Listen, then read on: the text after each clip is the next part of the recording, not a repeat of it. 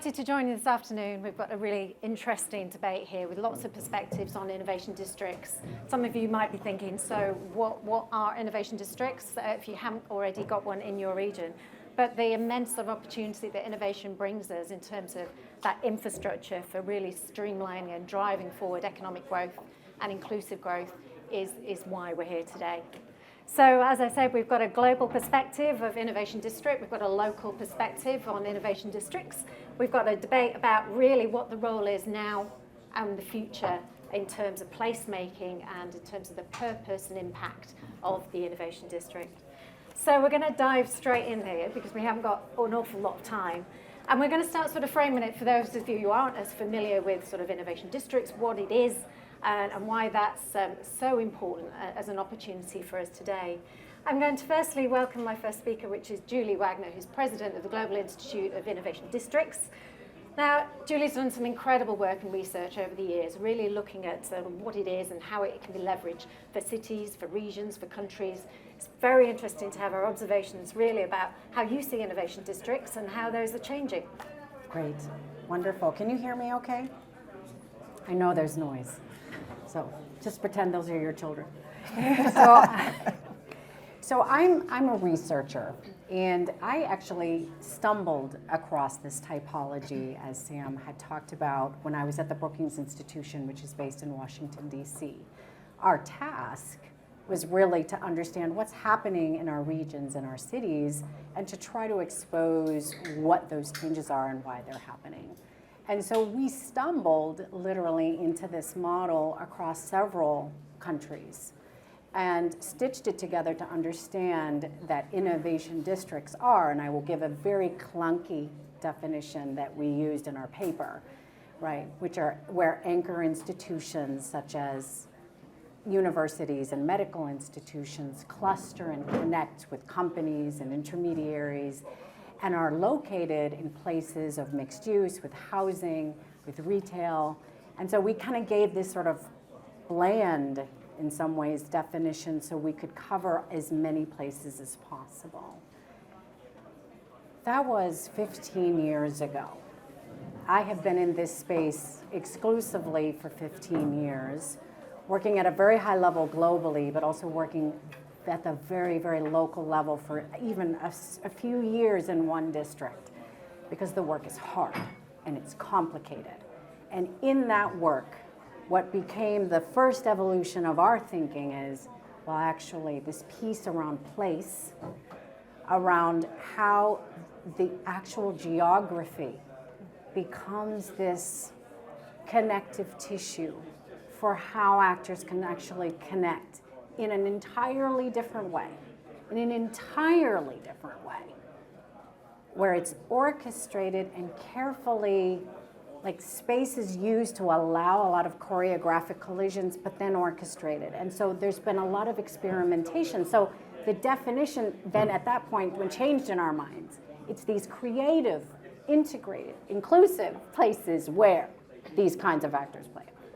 Okay, then, right, as a researcher, still learning, what I realized is that yes, that is true, but if you don't have a way of organizing, if you don't create a brain where someone is thinking about this day in and day out, how the pieces connect, then you basically have a lot of stray cats and not even one dog.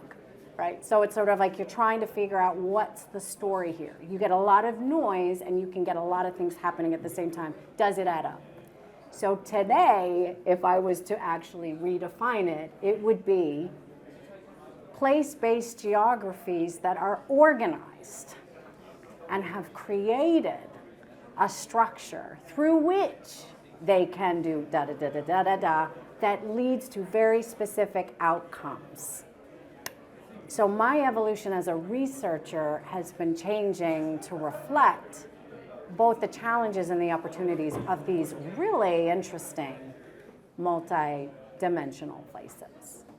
Thank you, Julie. I think that's a really, really apt, for today's conversation. Things are so much more complicated, and the world is too, and the opportunities are. So to be able to have that brain is much more exciting than thinking about buildings, quite frankly. And we've really got to move this agenda forward and think about all of that in its entirety and the community behind it. So we'll come to that.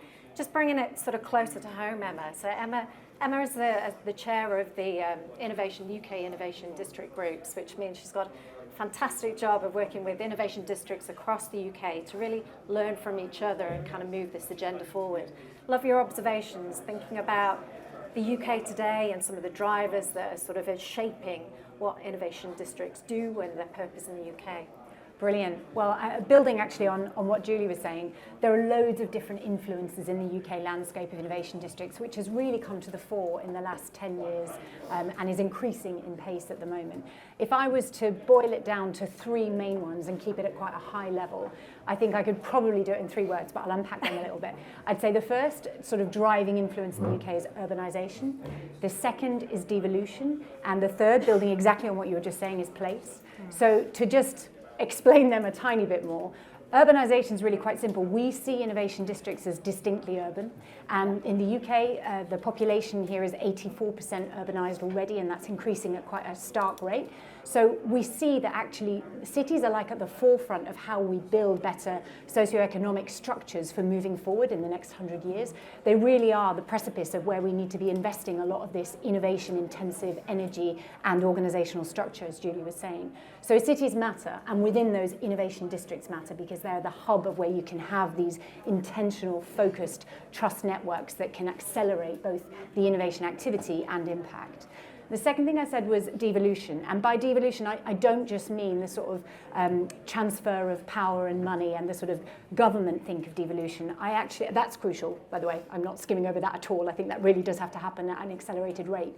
But I think with devolution, we also need to rethink governance and the power structures and the leadership networks. And I mean networks because we need a more collaborative form of leadership that's vested in places for the place value and the place long term.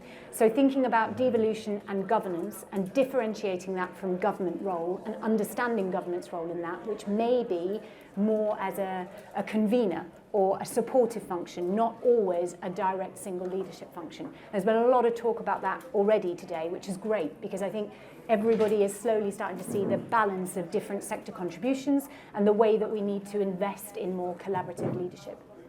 And the third thing I said was around place, and this builds exactly on what you were saying. For me, the focus on place is something that's been coming to life a lot more in the UK. Actually, if we track back to Theresa May when she was Prime Minister, do you remember all those Prime Ministers ago? But when she started the first draft industrial strategy, and actually that was distinctly lacking in its focus in place. It really didn't major on the innovation economy drivers or the place drivers. So we've come quite a long way from then. You know, we've now got a national innovation strategy, we've had the Levelling Up white paper, we've had a real distinct focus on the value of place and putting place at the forefront of understanding economic development. And by that I mean a little bit of what Julie was saying, actually starting with the assets and the opportunities and the needs of the places to define where their innovation missions and focus needs to go, and understanding the value that the innovation districts need to return to those places as well. It's not enough to be located somewhere. You need to actually be offering that somewhere, something in return. So building that two-way value exchange is really important, and place and the partnerships and the relationships and the trust dynamics that Sharon was talking about in the session before, that's what really harnesses true place value and value return. No, that's brilliant. Thank you, Emma. We're going to come to Susie Mitchell, who's leading some extraordinary work in Glasgow, the Glasgow Riverside Innovation District. So it's interesting, in the innovation group, there's lots of different cities, regions with different levels of maturity. Some have come a long way, some have changed a lot, some are just starting. And it'd be really lovely to hear your story, Susie, thinking about what you've achieved through the government injection of funding, through the Accelerator programme, and where's that going? Yeah, so I guess, can you hear me okay? Yeah. Just for context, so I moved to the Innovation District about 3 weeks ago, but for 11 years I was director of an innovation partnership within Glasgow that connected government, academia, third sector, industry, and I was involved in co-authoring the Innovation Accelerator bid for Glasgow. So we received a share of 100 million, so 33 million for, I guess, supporting kind of R&D projects within areas of comparative advantage within the Glasgow City region, and I was also a regional assessor on that. And I guess for us, sort of more generally, that devolution of funding to support areas where we have specialisms, where we have comparative advantage, where we have that place-based need has been really important to us and will be important to us in relation to funding streams like Innovation Accelerator, investment zones and shared prosperity funding. For me, being at the heart of that particular devolved funding stream, what was really heartening was the way that our innovation districts were, the convening power of those districts, the deep relationship that those districts have to industry, because one of the things about that particular funding stream was that it was to be a co-investment between public sector and private sector, at least 1-to-1, and actually Glasgow achieved 3-to-1 private to public. And so I guess it gave us confidence, I suppose, in how our innovation districts can come together to respond to an opportunity like that. And I think we were praised for that. UK government praised us for the way that we dealt with that. But also we have to look at new funding models. You know, and with dwindling public funds, we need to look at sort of co-investment.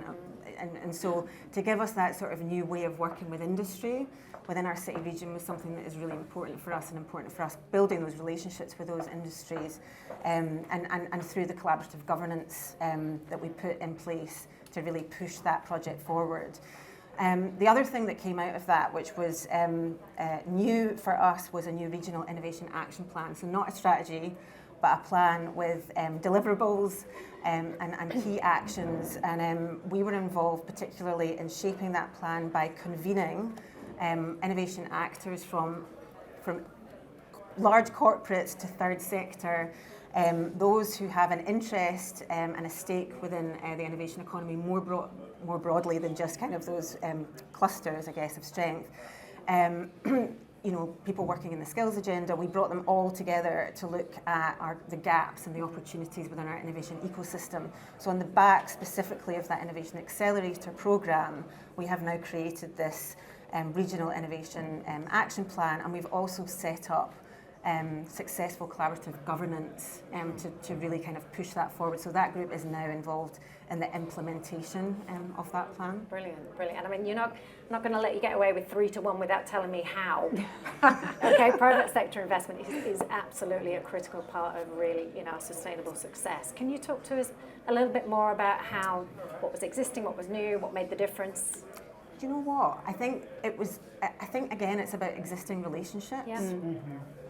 And quite frankly, I don't think there had been an opportunity where we asked the question. Okay, clarity. Okay. There's clarity, but also, I mean, these are big ticket R&D programs. They're extremely diverse. Everything from museums in the metaverse to supercomputing and quantum technologies. So those relationships were well established with those industrial partners.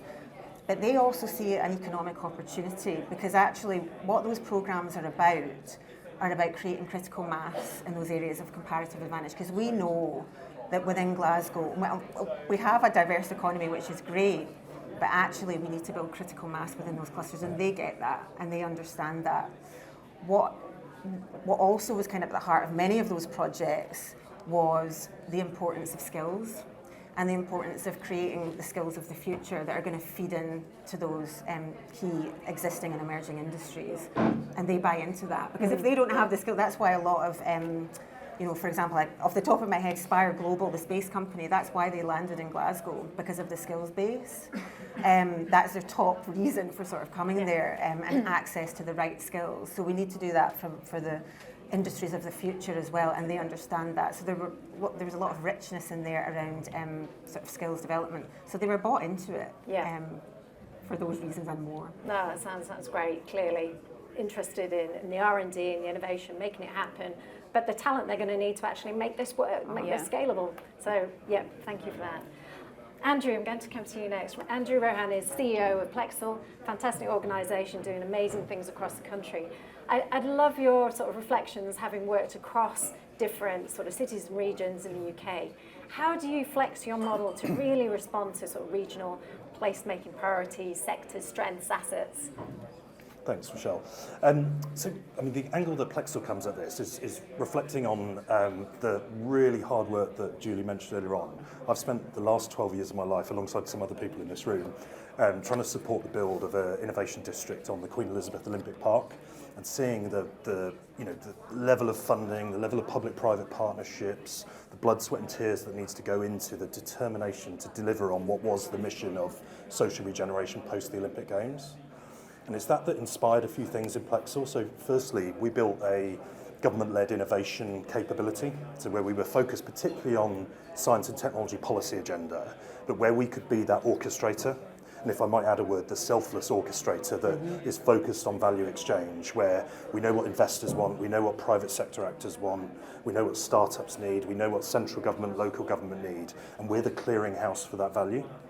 And it's that model in our own small little way that's really inspired our perspective on innovation districts or broader science and technology clusters.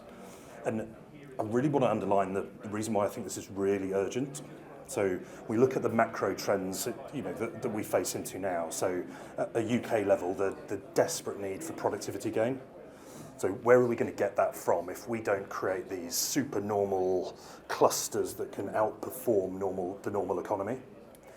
Secondarily, the clarity of the science and technology policy agenda globally. So we could all name 4 of the 5 things that are on every single government's agenda at the moment.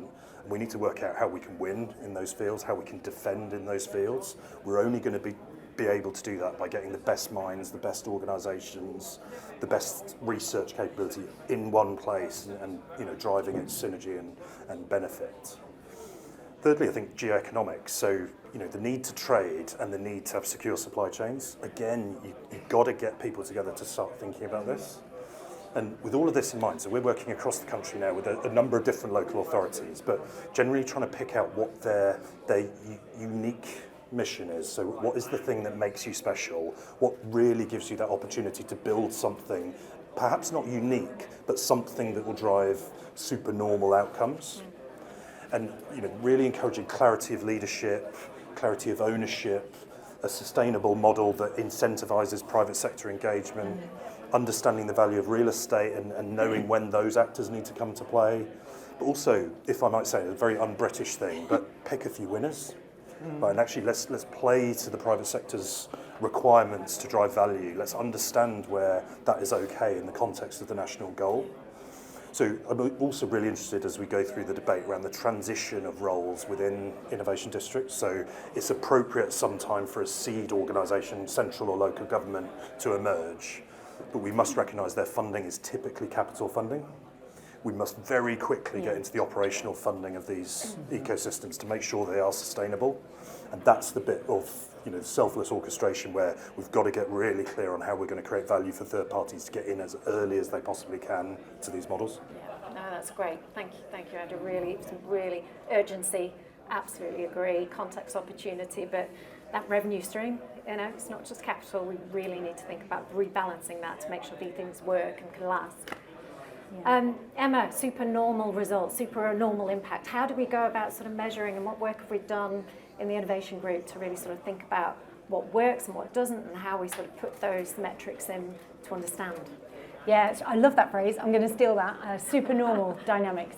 And in essence, that's what we started from last year in the Innovation District Group, which is a collection of 12 different self-identified innovation districts across the UK.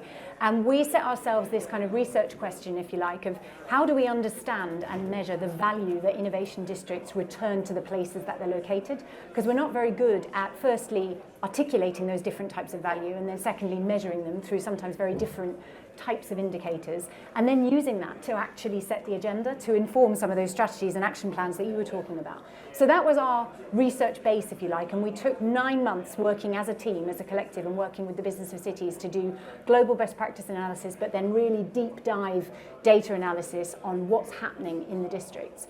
And I guess the first thing to say is it was really important that we took a more holistic view on what the value of innovation districts is, because all too often we actually measure value, particularly when we're thinking about place economic value in quite narrow terms. So we might look at GVA return, we might look at number of jobs, but we don't necessarily look at the types of jobs or the jobs concentration or how sustained those jobs are, and which different skills needs and pipelines are coming into those jobs. So we wanted a more nuanced approach, and we didn't just want to focus on the economic elements, so innovation economy, we also wanted to focus on place value and people value. So getting 21 different indicators into a standardized impact framework that really captured economic factors, if you like, place factors and environmental factors, and then social factors was really key. And it's the first time that that's been done.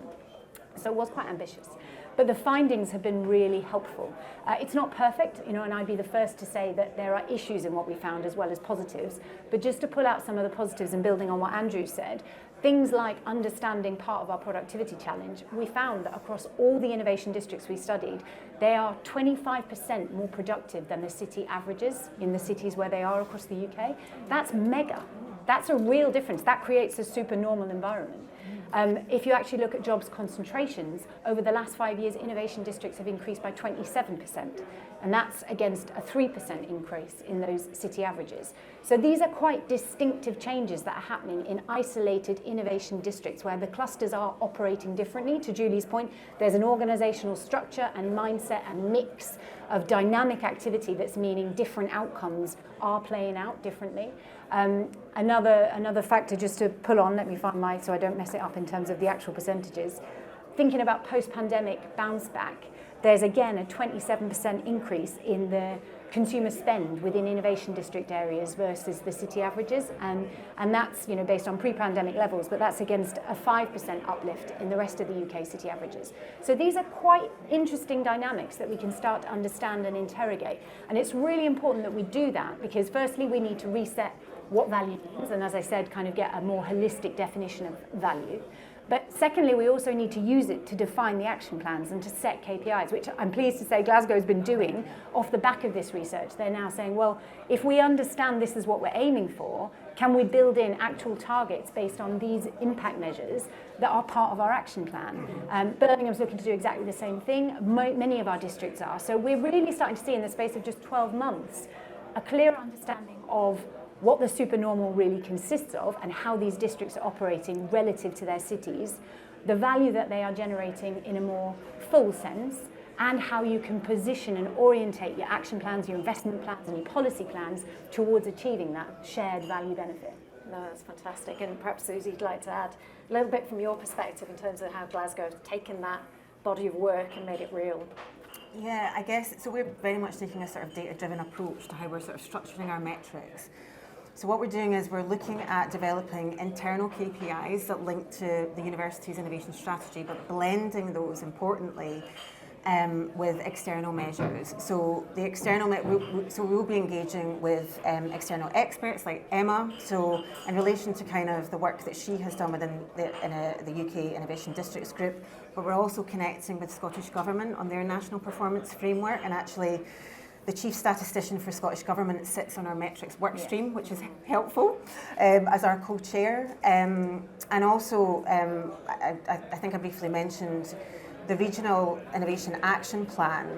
What also that did, the knock-on effect of that was we have an amazing regional innovation hub who has done some much revered groundbreaking work in terms of sort of cluster analysis work within our emerging existing areas of comparative advantage, and also kind of our identifying sort of our key strengths.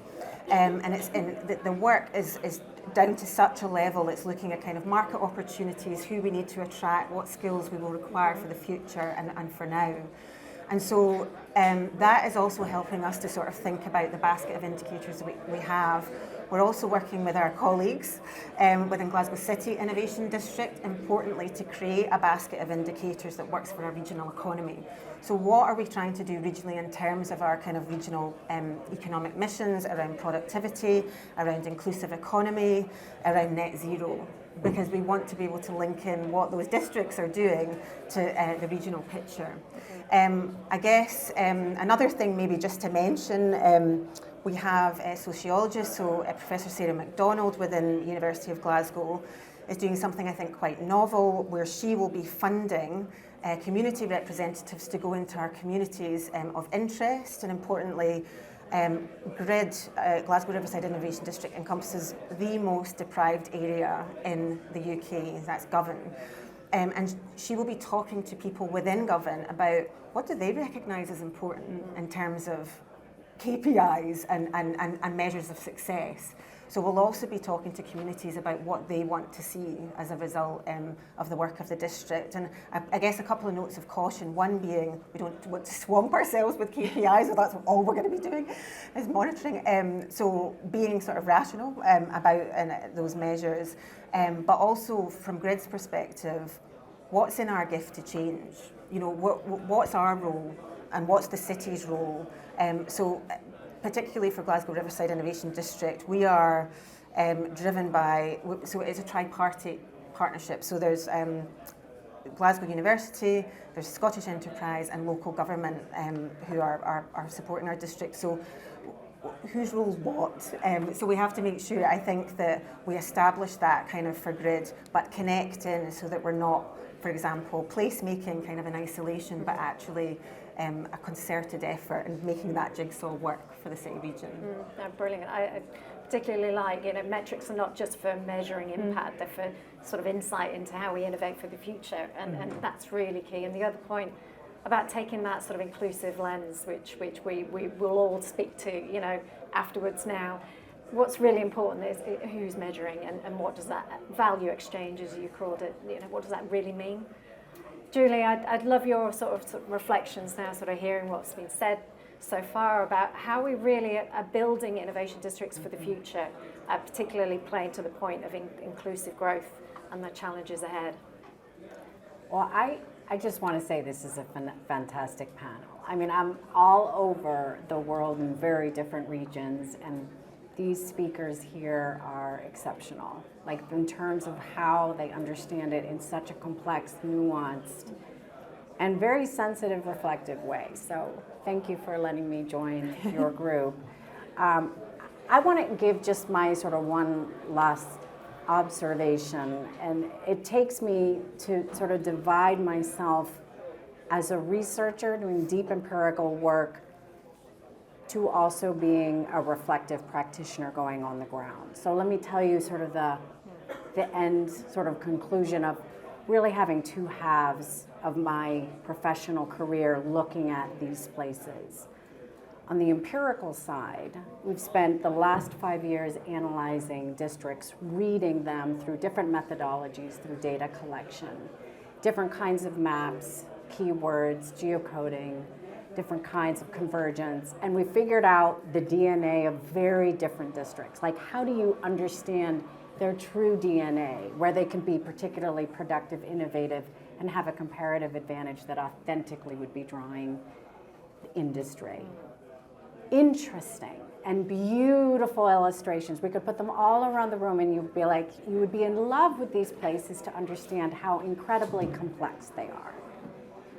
Interesting, but the biggest takeaway in all of this is the extent to which those that have understood the value proposition and have figured out how to design themselves to organize, they are actually, even when you look at the complexity of their R&D strengths, the true innovation are the ones that are trying to connect the dots. Because in times of COVID, high energy prices, war, high interest rates, you need nimble thinkers, adjusting, adapting, coming up with new solutions and tools.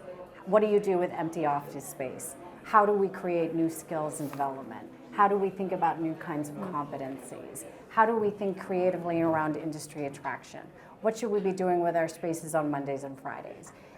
All of these things create this incredible space of innovation on so many different kinds of disciplines that fascinates me, right? It's a combination of all the different kinds of sciences plus social sciences and organizational development. I mean, it's fascinating. And these people are doing it day in and day out. It's hard work. So here's my last observation. The true innovation in innovation districts are these people are these leaders. No, I mean, it's those that are thinking around how to connect the dots and look at all of the things that you were talking about. And that is the innovation. Thank you, Julie. Yeah, I think it's fantastic reflection. To be innovative, you've got to be, to support innovation, you've got to be innovative. Never forget that. I was going to come to you, Andrew, just again, your sort of last sort of observations, having heard what we've talked about today. Clearly, economic drivers for innovation are obvious and urgent, but equally are our sort of our social challenges, our areas of deprivation that these cities are facing. And what do you see in terms of the challenge for leadership in this area and innovative leadership that's going to move us forward? I think leadership's a key component in it. I think often when I travel around the country and I look at very multi-actor, democratically created groups of people who want to create innovation districts, they want to create clusters, but it's unclear which organisation steps forward, which organisation is the person on the stage with integrity, with influence, with the ability to point in a direction and resiliently, take us there. And I think there needs to be, again, it's not a very British thing to do, but confident organisations, whether they be public sector or private sector, but willing to take that charge, willing to be there and lead, but understand when the baton needs to get handed on. Now, I think often, as is the case, that we'll see, with the need for wealth distribution, the levelling up or devolution style funding, often the sensible leader in the early stage are local authorities. Now, what we as the orchestrator around the room, we need to be thinking about how do we augment the skills and talent within those organisations, because they haven't specifically been built with that task in mind. They receive capital funding, not operational funding. We need to help them find the talent, whether that be on a secondment basis or a supported basis, in order to make sure that when that capital is deployed, what doesn't emerge is a set of new buildings with no operating system, with no ability to drive the connections, the sustainability, the real innovation. And then I think my final point, and this might be a bit of a difficult one for some to take, but look at what is the subject matter you're building your innovation district around. And I counsel you, if it is quantum, if it is cybersecurity, if it is artificial intelligence, watch out, because everyone else is doing it. Be much more specific. Have something that can be special for you and that you can build this unique or near unique capability. Otherwise, we're just a country full of clusters that are replicating and competing with each other, and that's not the national goal. Sounds like we need the same kind of innovation at a coordination level, where it's those many people in this room that can influence that. I'm going to wrap up now, but just final words, final observations. What's the most exciting thing you're looking forward to in terms of future of innovation districts? Well, that's a big final question. One word. I don't know if I can quite do it. If I did it in one word, it would be community. But what I mean by that is actually the sort of narrative that's run through around governance and alternative forms of place leadership. Often we think about innovation districts, it's sometimes referred to as like the triple helix model, which is the public, private and academic sector blend. And I think there's real space for civic innovation and community leadership within that that's often overlooked. So we need to shift from triple helix to quadruple helix, and that cannot be tokenistic. So that's about understanding that there are learnings from really amazing sector innovation, whether it's cybersecurity or quantum physics, that can be translated to civic innovation and how we think about the future of our cities and city operations. And it also flows the other way too. And there are plenty of examples where we're not getting the join-up benefit between civic and sector innovation. I think that's really exciting if we can intentionally move towards mastering that. Yep. Susie? Similarly, in terms of how do we connect innovation economy, venture generation, cluster development, all of that, particularly in our context of having govern, as a key sort of part of Glasgow's innovation district. So how do we connect innovation economy as we might define it to sort of tackling systemic sort of inequality? Yeah. I think it's about social commitment. I think it's about commitment to good governance, and we've talked about that. But I think essentially, to quote my dad, education works.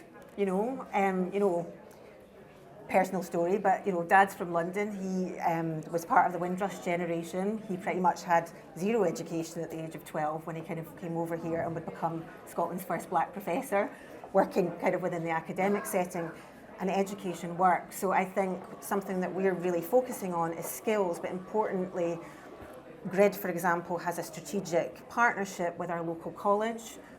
We will be co-designing specifically skills-based programs to upskill those young people to come and work within our health innovation hubs.